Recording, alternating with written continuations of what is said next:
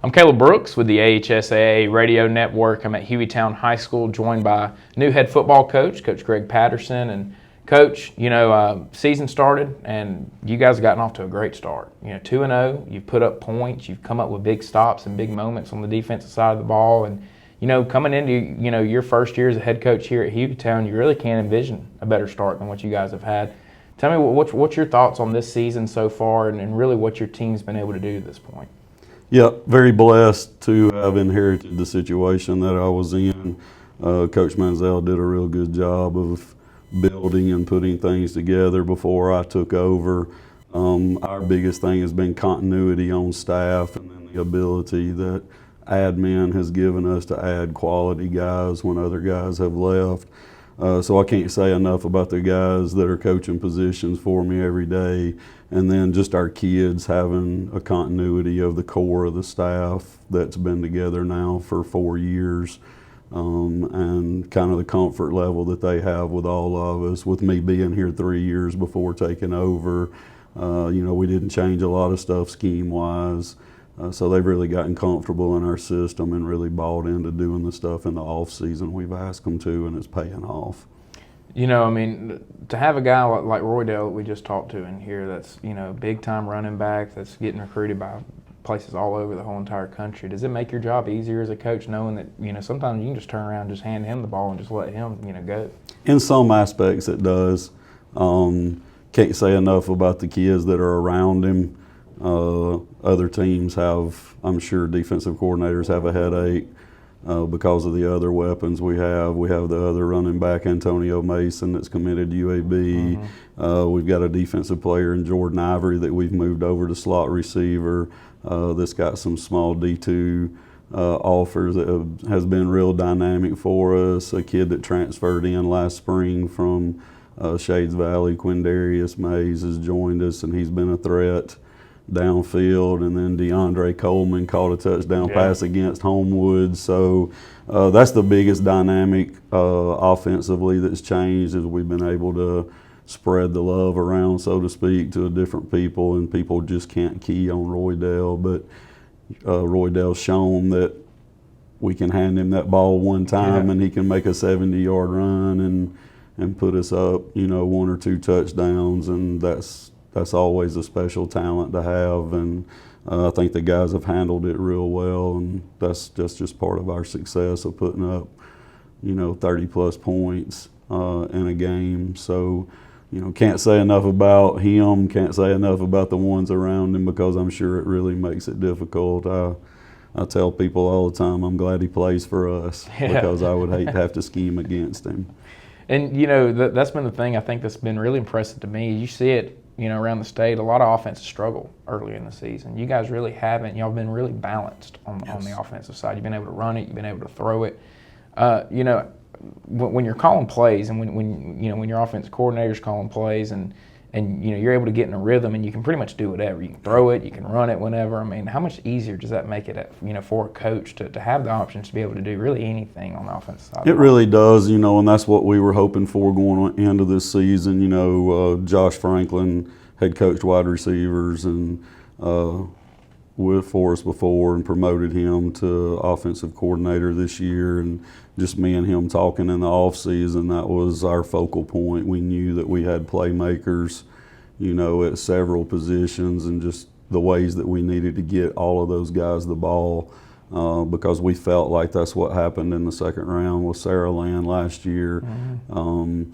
Was they were able to key on our 2 running backs and shut the running game down, and we couldn't answer. So we put a lot of work in the off season. He put in a lot of work making sure that those guys were ready, those receivers were ready to step up and be a part of our game this year, that could take some of that pressure off of the running backs and off of the O-line. And it's just a credit to the work that the coaches and kids have put in all off season. Football in high school is a year-round sport now. No doubt. We're always working, doing something. So it's just nice to see as a coach, because you preach work ethic to kids all the time, and they're getting to see the results of that. So. This isn't your first gig as a head coach here in Alabama. You're at Summerton Christian for a couple of years, and now you get to come here and to step into this role having already experienced being a head coach. And even though it was at a smaller level, sometimes that can also help a coach learn as well. You learn how to handle it down there. It becomes a lot easier when you got more guys here. So how much do you look back on that experience now that you're the head guy again and really use your experience there to, maybe change some things, but also, keep doing some of the things you were doing? Oh, this is tremendous. Everybody that has ever become a head coach thought they were ready until they got it. And then, you just never know every little single in and out. But being the head coach and AD, even at a smaller school, like I knew what to expect, knew what was coming to prepare me for it. I just have more kids here to manage, more parents to manage. So that's the biggest difference. That you have to deal with is just the number of people that you have to manage. Coaching staff's bigger, obviously, but being in small school ball allowed me the opportunity some big school coaches don't. We coached both sides of the ball, so I feel like I'm kind of well-rounded in that aspect to be able to sit in either meeting room with offense or defense and have some input there. So I think that prepared me for this job as well. And not just from the coaching standpoint, being an athletic director, being the head coach at a place, a lot of administrative stuff as well. And how much did, having to deal with all that, not just for football there, but for all sports as the athletic director. Now you come to a bigger school, that experience had to help you as well from that standpoint of stuff that's not even has to do with football. Yeah, it's kind of a running joke, and a lot of coaches will tell you too. When you become a head coach at a program this size, you don't really coach anymore. Yeah. There's so many other off the field stuff that pulls you away, and you have to guard that. Sometimes that's been the biggest adjustment for me, being the D-line coach here the past few years, and just like right now we're doing this, and my guys are over there watching film, getting ready. And you just get pulled away, so you just have to guard that sometimes and be prepared. But it was the same way with being an athletic director, even at a smaller school, because you had every other sport pulling at you too. So it's just time management skills are at a premium, and you just have to make sure you got your priorities right. And it helps me tremendously too. Coach Manziel's still here part-time on staff, and having him to bounce ideas off of and learn, hey, what filing cabinet's this filed in or stuff. It's just simple little everyday stuff. Just having him around, having a great relationship with him has helped the transition be really smooth. Sometimes for head coaches, it's different because, like you mentioned, being a defensive line coach, you're used to having to do everything as a defensive line coach. You become the head coach, you got to divvy out, different things, and you got to trust your assistants. Like you mentioned, they're in there watching film right now, and you're not. You just got to trust that they're doing it. That's right. Is that difficult for a coach sometimes to really get to that point where, you can trust that things are going to get done even when you're not around? I think it can be for some. I think if you do your due diligence ahead of time, hiring people, first and foremost, we go out and hire guys. We look for good men. We can deal with your football knowledge and grow in that area, but I want good men around these guys with high integrity. To teach them how to grow up to be men of integrity. And if those are the guys you're hired, they're going to handle their business. We're all competitors. We wouldn't be in this if we weren't. So they're going to handle their football stuff, and if they're men of integrity, they're not going to let that slip. So my focal point and working with Dr. Garner and Mr. Howard here to hire people was to find good men with high integrity, and they'll take care of their job from there. Taking over a job is always different. It's always new, but having already been here, players know who you are. You already have established relationships. Does that make it easier to step into a head coaching role instead of just going to a whole new place where you got to learn a new staff, you got to learn new kids, and really everything? I think you can find positives in both, but like I said, it was a real comfortable transition for me. I had been doing the weight room the last couple of years, so I was able to have a relationship with kids on both sides of the ball through the weight room. I think if you're solely just on one side of the ball and you're kind of isolated from offensive players being a defensive coach, but like I said, being able to be in the weight room with both sides of the ball the last couple of years, I was able to build some of those relationships and make that transition a little easier. This place right here, it's a newer school. You know, it's beautiful. I mean, It I is. came pulling up, and it's beautiful. The football field out there, we played Hueytown when I was in school, and we played at the old place over there. And then what you got here is a lot better than what it is there. But how much easier does that make your job also, knowing that you have newer facilities, you have better facilities here at this school, and you've got a better football field to play on? And does that help this program even more now? Well, I think it's just a sense of community pride. I mean, no matter where you're at, you always want to have the best facilities that you can possibly have.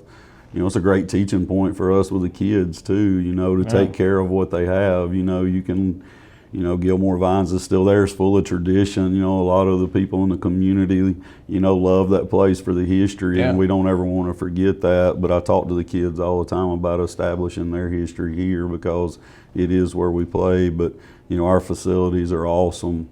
Love it. Makes our job easier every day because, you know, I've been to some of those places that didn't have some of the stuff we have, and it really puts some unnecessary stress probably on coaches that don't have that kind of stuff. And just you know, whoever was responsible for doing it in 2012 that pulled off getting it all built, you know, we appreciate it. We really do, and do our best to take care of it and try to use that as a teaching moment with our kids about how to take care of stuff when they've been blessed. You know, you mentioned the kids being thankful for it, but it probably makes you thankful as a coach after being in a place like some of the Christians, a smaller school, and probably didn't have the type of facilities that you get to have here as well. I mean, does that help put things in perspective when you've been at some different places the way you have, and then you come to a place here where you really don't need for anything? That's true. Yes, very true. And, you know, we traveled all around the state because the 15 years I was there, I finished the last 4 as the head coach, but in that 15-year span, I think we went to almost every 1A school in North Alabama, and, you know, some of them were very, very old schools and didn't have the facilities that they probably deserve, and it makes you appreciative. You know, it's just like, you know, you visit somebody in the community that's less fortunate that you're thankful that God has blessed you to be in your position, and it just puts a lot of things in life in perspective. For this group, you know, 2-0 start like we mentioned. It's a great start for you here at Hueytown, but you got to keep it going. And really, region plays just now, but the season's really just starting now. And you get a tough opponent this week, Hillcrest, Tuscaloosa. Obviously, got great athletes up there. It's a great football program. You know, really, to me, it's a step up in competition for you guys, even though the first 2 opponents are very good. It's going to be a step up. You know that as well as a coach. The players know that. How do you get prepared for a game like this? It's a huge game, and it may be the biggest region game that you guys play all season.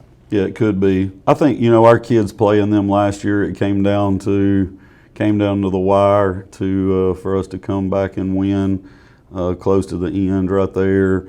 Our kids respect Hillcrest. Coach Adams has done a great job. They've, I think, been to the semis a couple of times and third round here in the last 5 or 6 years. So there's no lack of respect for their program. Our kids are hungry. They want to repeat our region championship. They know, you know, having a running back like Roydell that gets all the publicity that he gets, we got a target on our back. Our kids understand that. I think that's part of the thing that they've bought into, that they understand. There's no weeks off. You know, we can't take a breath. You know, we gotta work and push every week. So I don't think it hasn't been difficult to get them up for a game. Yeah, and do you feel like that can help sometimes, knowing that, you know, every team's coming after you, and it kind of allows your players to put a chip on their shoulder of, you know, we're getting all this publicity, we've earned it, you know, and we feel like we deserve it, and so week in, week out, you're going out there to prove it. I mean, do you feel like that can also help a team, even though it does put some pressure on them? It does, and I talk to the kids all the time. If you can't play under pressure, we're not going to last very long anyway. Yeah. Because every week that goes by, the pressure's going to build. And this group that are seniors have a chance to do something that hadn't been done here at Hueytown.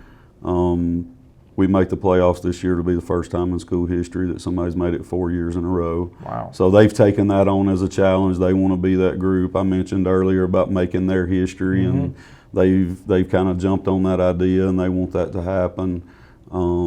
So they're a pretty motivated group.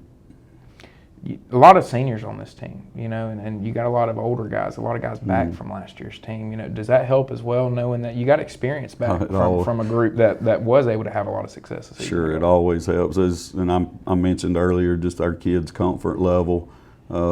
Me and our defensive coordinator, Trent Campbell, have talked about that the last 2 days. You know, we've grown up with those guys. They've been here the time we've been here. They've reached a comfort level of expectation, what we know, what we want, and we've just got to go out and perform now. And they understand that, and that's the challenge that they've accepted.